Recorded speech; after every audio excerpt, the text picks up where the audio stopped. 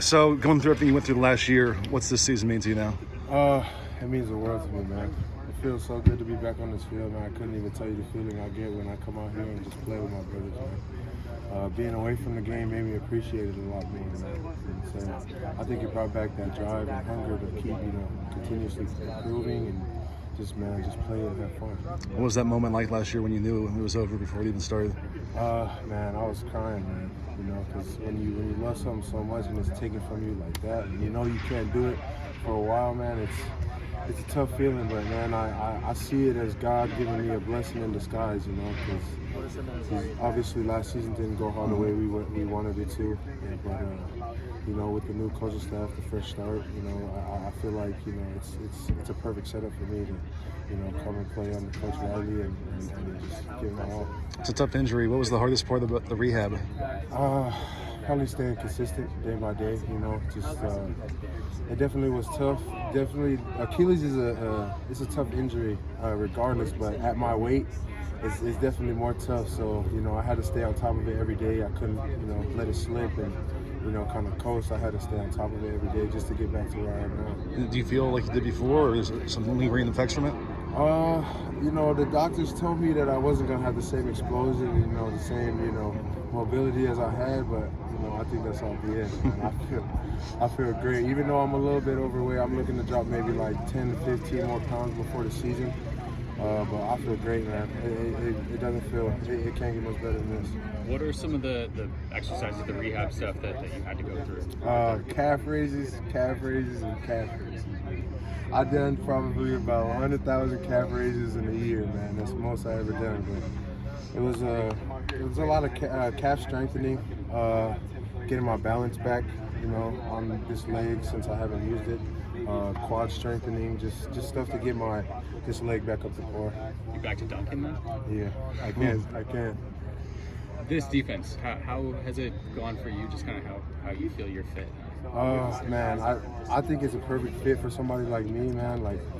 Cause I don't like to brag, but I can move pretty well for a big dude. So I mean, like the slants and they preach get up the field, create havoc in the backfield, and that's how I played in high school, man. I just went to the ball and that's just how I like to play. So I feel like I fit it pretty good, and I feel like this scheme is going to be nice this year. It does seem like he's had kind of the smaller. It's tilted to the smaller defensive lineman. Mm-hmm. Was there a thought for you when it's Alex Grinch named as coming in and kind of what he's done? Did you look into it at all when he got named? I looked into it a little bit. I knew he liked to run, lighter defensive linemen, but I knew, once they came in and they saw what I could do, both in the run and then my quickness in the pass game, they'll work with me.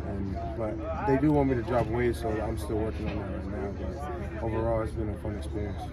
What would you say is the biggest thing you have to do to solidify your spot, earn a starting spot potentially? Just stay consistent, man. Just every day come to work and give it my all, leave everything out on that field, man. You played a lot of football here, but to maybe get a starting role, how important is that to you? How big would that be? It's definitely real important to me, man.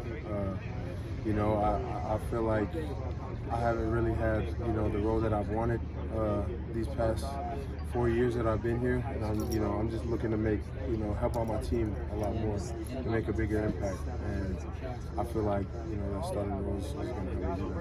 What's the connection you and Tuli and Nick and some of these veteran guys coming back? Oh, those are my brothers, man. We do everything together. After they're probably waiting for me right now. We're gonna go hit the cold tub after for about 15-20 minutes. We wait for everybody to shower. We get together. We go eat dinner at Little Galen. So it's a real close bond, man. And I love those guys to death. How's the D-line progressing under Sean Miller? I feel like we've come a long way, man. If you look at our tape from the first day of spring to now, man, I think we've made leaps and bounds, man. And he's a good coach, man. He's real technical, and he teaches physicality over anything. And then, he understands we're gonna make mistakes, and he just works with us. He just say, man, own up to it.